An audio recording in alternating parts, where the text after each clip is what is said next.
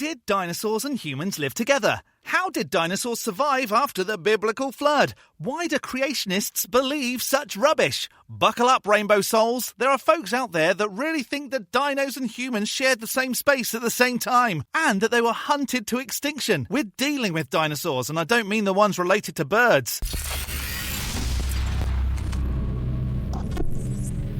Hello, I'm the Skeptic, the British floating circle that watches people make extraordinary claims, and then I explain why I don't accept what they're saying. Calvin Smith, Canada's answer to Ken Ham, is equally as deluded as the Aussie in thinking that the biblical flood actually happened, that a man built a giant boat, and that floating barn had actual dinosaurs in it. And there's creationist proof for dinosaurs being wiped out during the great watering of the Bible's time. But before we discover why creationists are right and Jurassic Park was actually Jurassic Ark, if this isn't your first Skeptic video, hit the like, the subscribe and the bell, and perhaps the algorithm will flood your timeline correctly. And a super thanks to those that hit super thanks in some recent videos. Megatron Jenkins and That Gut. Lisa the Rainbow Giraffe bestows leaves upon you. More hen. Confirmed. Creationists believe absolute rubbish. Previously on Dealing with Dinosaurs on Noah's Ark, we began exploring several questions regarding how creatures could have possibly survived after the flood was over. My question is, how can people honestly think that humans and T-Rexes have existed together?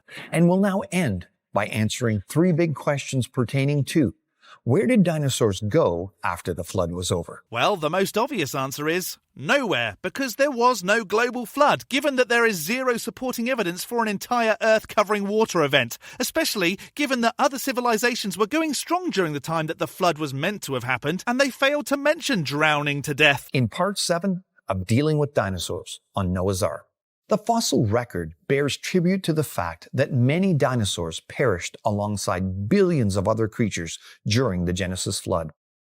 But many people ask, where's the evidence that dinosaurs and people survived and coexisted after the deluge? One of the most obvious facts that can be offered is the sheer number of dragon legends that people groups from around the world have. These are so common and obviously problematic that evolutionists cannot easily dismiss them. Evolutionists, huh? And can't easily dismiss? We shall see about that. In fact, no other than the renowned atheistic evolutionist Carl Sagan wrote an entire book titled Dragons of Eden that attempted to explain them away. Sagan recognized the descriptions in dragon legends are remarkably similar to dinosaurs. Someone's been watching too much Game of Thrones. And he admitted that these similarities were probably no accident, saying the pervasiveness of dragon myths in the folk legends of many cultures is probably no accident. It's a worldwide phenomenon. And what was his explanation of why humans worldwide have claimed to have seen huge reptilian beasts in the past? The R complex is functioning in the dreams of humans. The dragons can be heard, hissing and rasping, and the dinosaurs thunder still. Notice Sagan's quote connects dragons to dinosaurs in the same sentence, using the terms interchangeably. So, not the same. You're just taking things and bending them to sound the same. Huh. Intimating that whatever these creatures were, they were the same thing.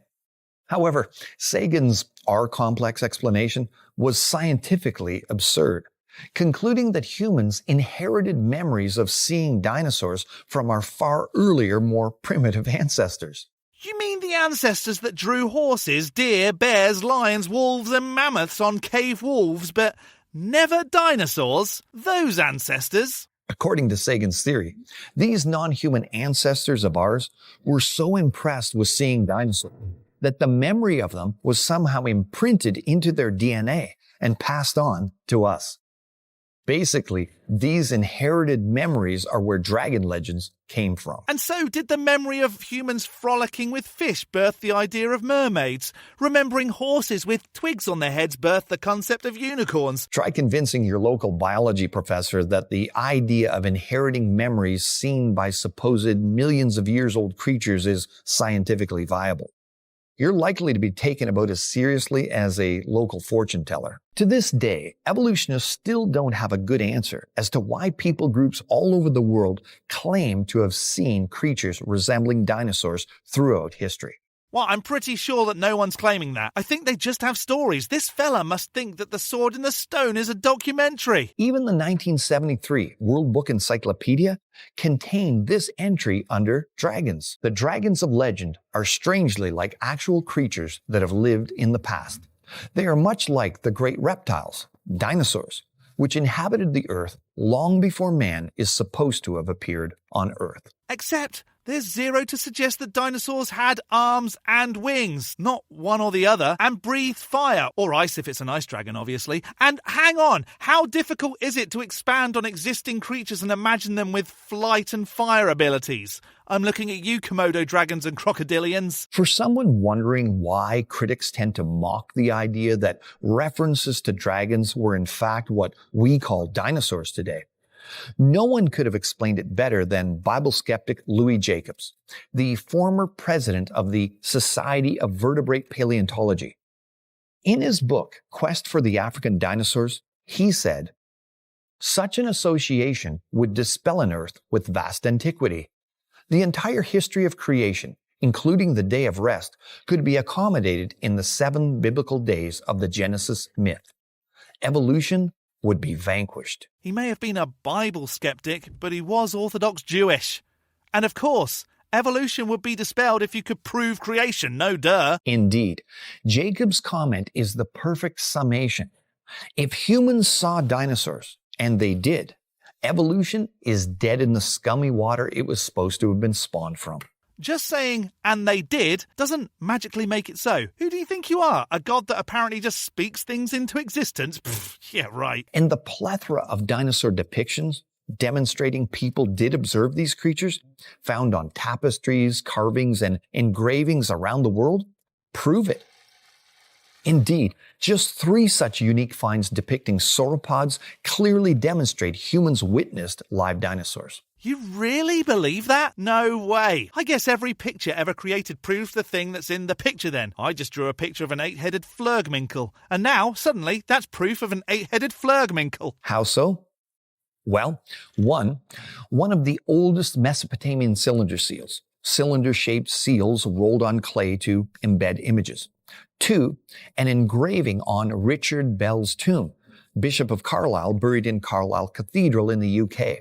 And 3, the Narmer Palette, a vase from the First Dynasty Egypt, and estimated to be from 3100 to 2890 BC. Hold on. Didn't the Egyptians also think that their gods had heads of animals, or in one instance, the body of a cat and a human head? Does that then mean that those gods now exist? That really would ruin your one true god narrative, since those ones are older than the Creationist god. These all have creatures that the average child would readily recognize as looking similar to a sauropod, all having long necks and tails, etc. What, they look like cat-headed creatures if you ask me.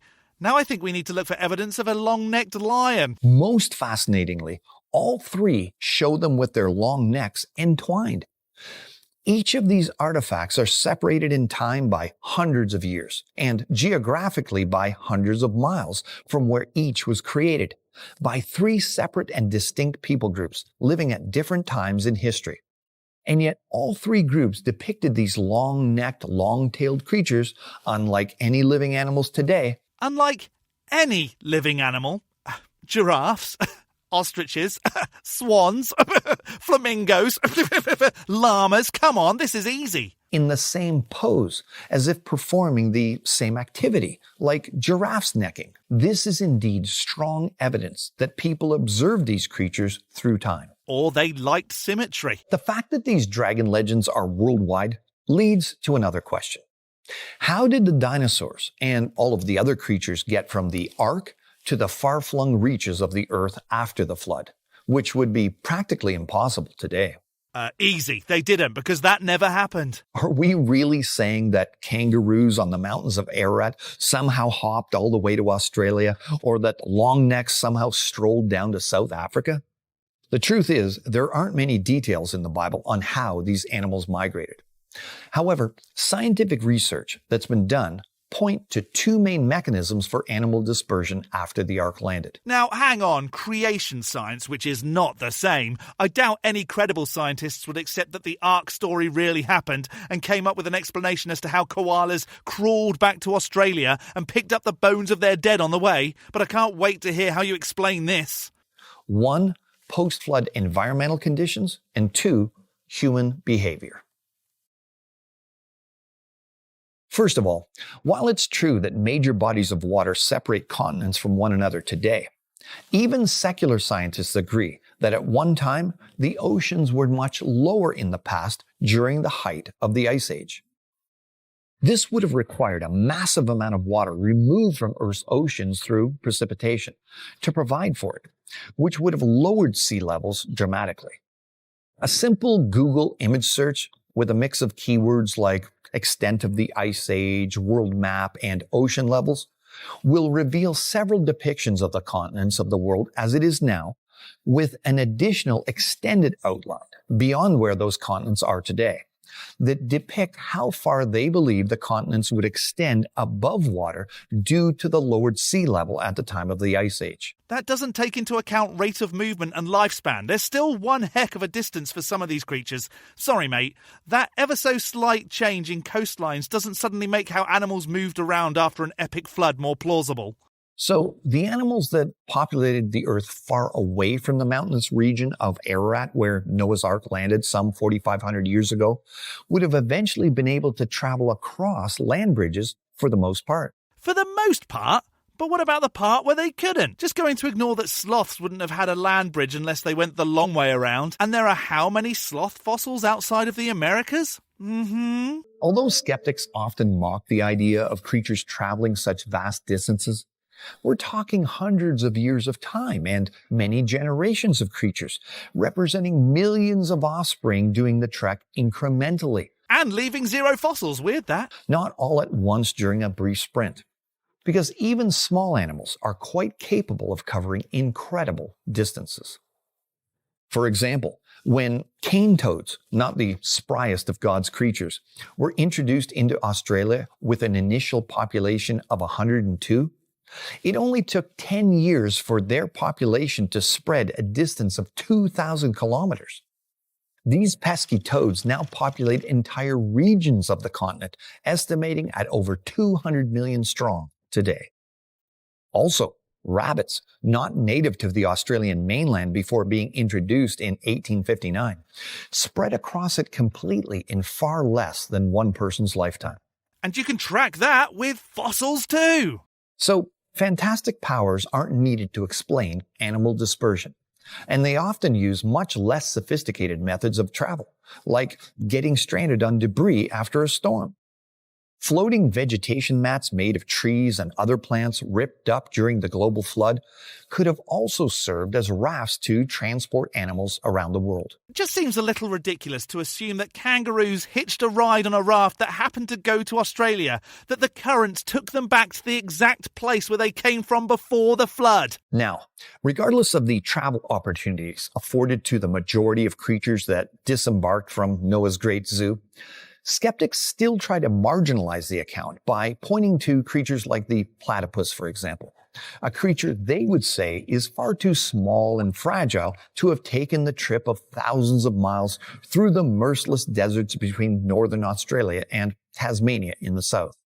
However, even ignoring a more circuitous route on vegetation mats as mentioned, platypus could have easily migrated through Australia when it was lush and green, as there's indisputable evidence that Australia's inland once had a thriving rainforest. But what happens to vegetation when it's submerged under tons of water, which is going to be salty? It's gonna die. There's no way that after a global flood that the vegetation would have survived. There wouldn't have been an Australian forest after the biblical flood. There would have been dead sludge everywhere for a very long time. Which fits well with the history of a once saturated world having dried out after the flood. One criticism is that kangaroos couldn't have hopped to Australia because there's no fossils of kangaroos on the way.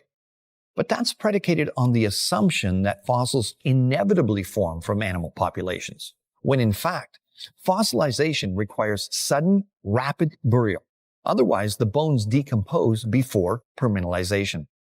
For example, despite the fact that millions of bison used to roam the prairies of North America, hardly any bison fossils are found there.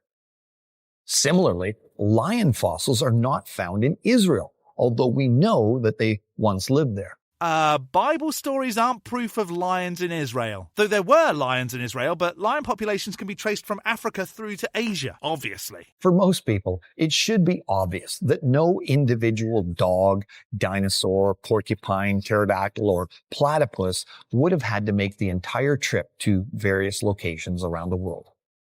Overall, the key to understanding animal migration after the flood is simply the concept of slowly but surely. Slowly but surely, but with zero evidence of it happening.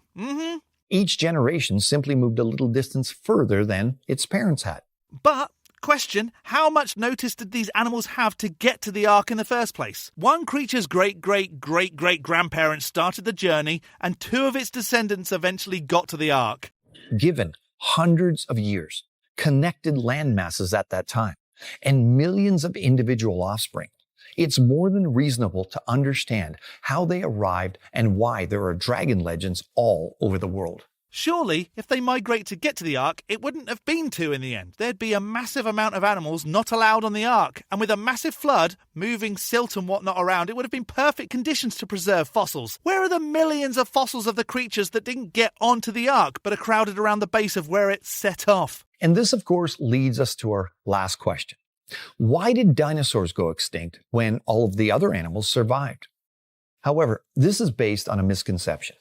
Because of the various animal kinds Noah took on board the Ark about 4,500 years ago, not all survived. In fact, most have gone extinct.